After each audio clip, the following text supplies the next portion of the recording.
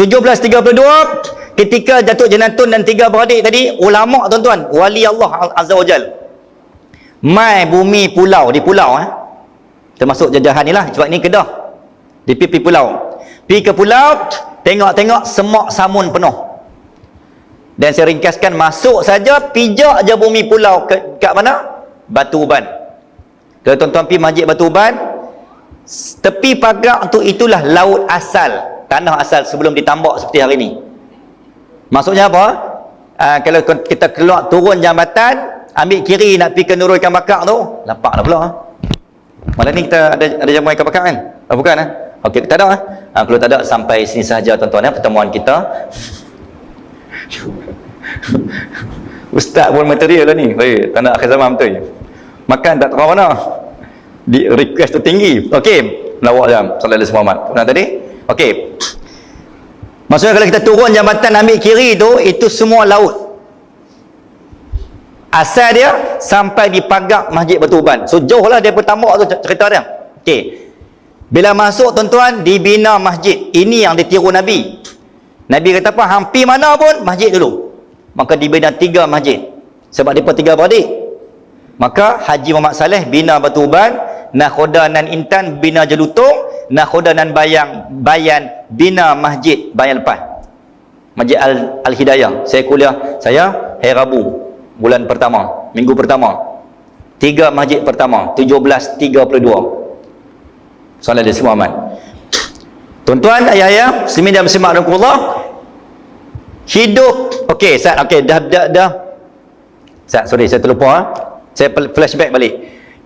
Okey, sebelum bina masjid tu, kan tadi Datuk Jenatun kan bantu Sultan Muhammad Jiwa menentang kerajaan Siam.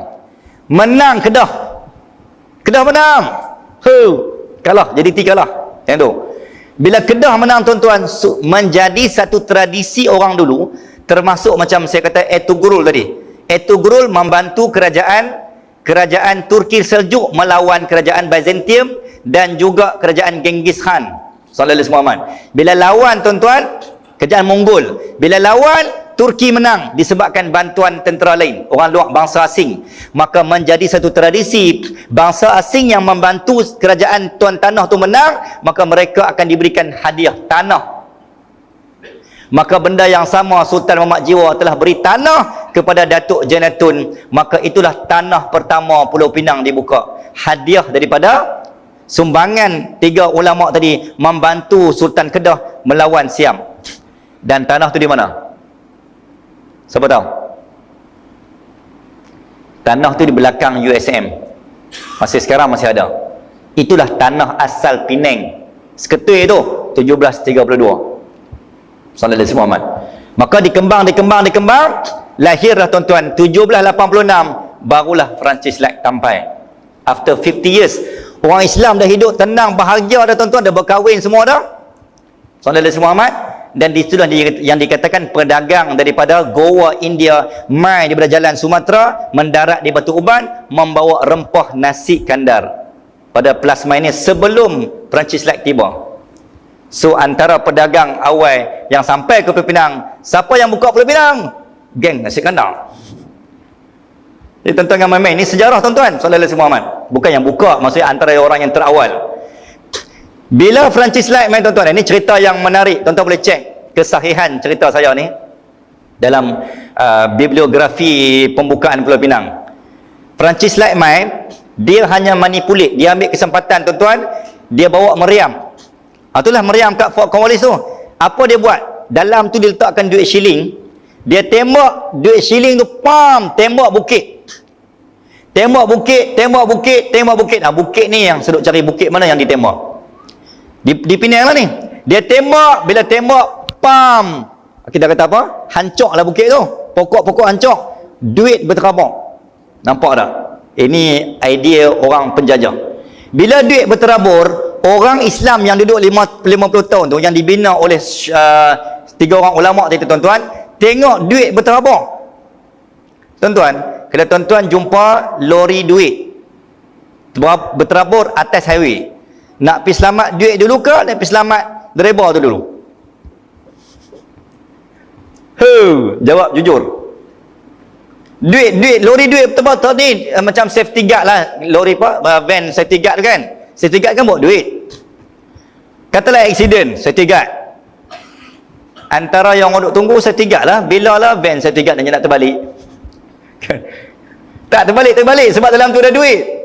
Dia ambil duit daripada bank dan seumpamanya kan, duk doa ni bila Allah nak terbalik, bila nak terbalik. Kalau terbalik duit berterabak, kita nak bantu siapa dulu? Nak pergi cek duit dulu ke nak pergi cek driver dulu? Simi dan semak rumpullah. Kalau bukan daripada iman, confirm kita pergi tengok duit. Driver tu fikir dia lah. Betul tak?